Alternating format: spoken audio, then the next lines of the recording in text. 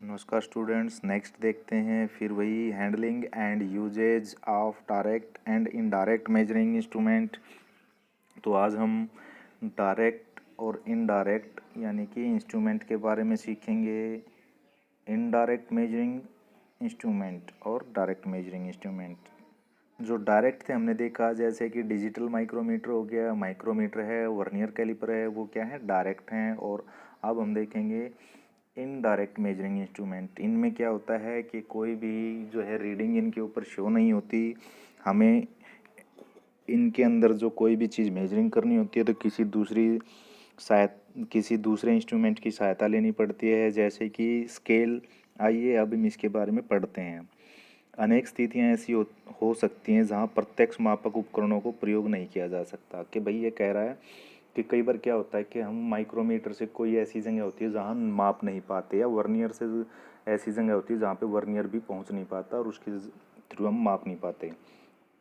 तो वहाँ पर इस प्रकार के इनडायरेक्ट मेजरिंग इंस्ट्रूमेंट का इस्तेमाल किया जाता है।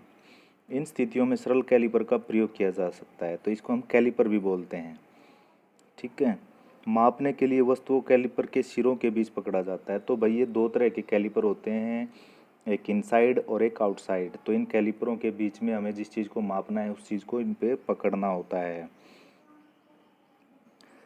वस्तु को कैलिपर से बाहर निकाला जाता है और सिरों को स्टील पैमाने पर रखकर तय दूरी को ज्ञात किया जाता है। और जो भाई इसके अंदर जब हमने उस इंस्ट्रूमेंट को इन दोनों के बीच में पकड़ा था और इसमें से इसको निकाल के एज इट इज़ और स्केल के ऊपर रख दिया जाता है, और फिर स्टील रूल पर हम रीडिंग को पढ़ते हैं।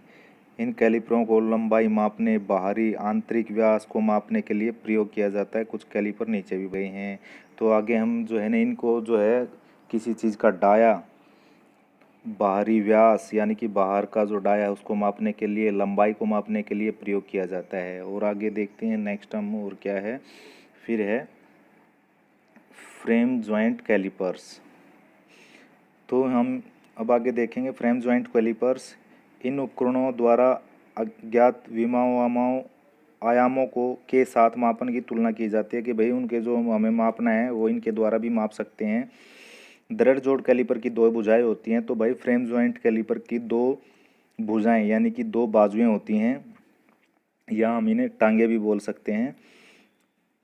तो इनके जो दो सिरे हैं जो जिसके द्वारा हम मापते हैं वह काफ़ी कठोर बनाए जाते हैं, काफ़ी स्ट्रॉन्ग बनाए जाते हैं, और वह न घिसने वाले। कि भाई वो घिसने भी नहीं चाहिए इतने ज़्यादा।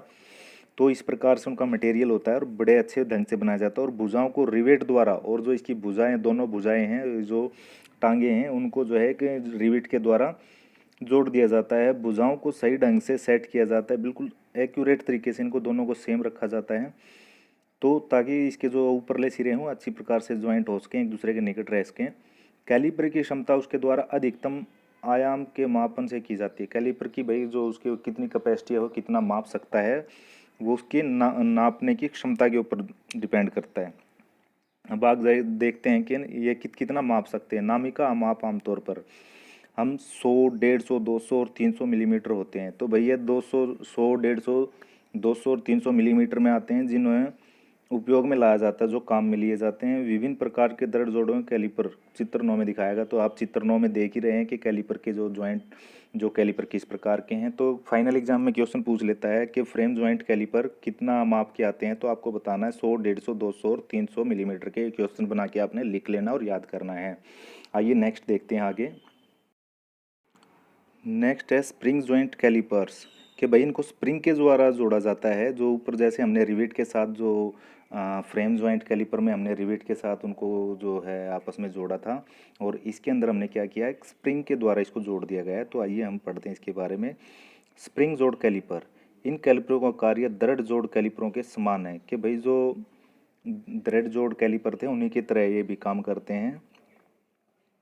तो कैलिपरों की भुजाओं को बोल्ट पर लगे नट को घुमा के खोला और बंद किया जाता है। तो भाई इसकी जो भुजाएं हैं उनके ऊपर एक नट लगाया जाता है और उसको घुमाकर इनको खोला या बंद किया जाता है। तो इनमें सिर्फ एक ही चीज़ है, इसमें नट लगा दिया गया है और जिसके द्वारा इसको खोला या बंद किया जा रहा है। उसके अंदर रिवेट लगाई गई थी और एक ऊपर जो है सिंपल थे इनडायरेक्ट मेजरिंग इंस्ट्रूमेंट। तो ये आपके जो है इनडायरेक्ट मेजरिंग इंस्ट्रूमेंट जो है या जो आपको लिखने हैं और याद करने हैं।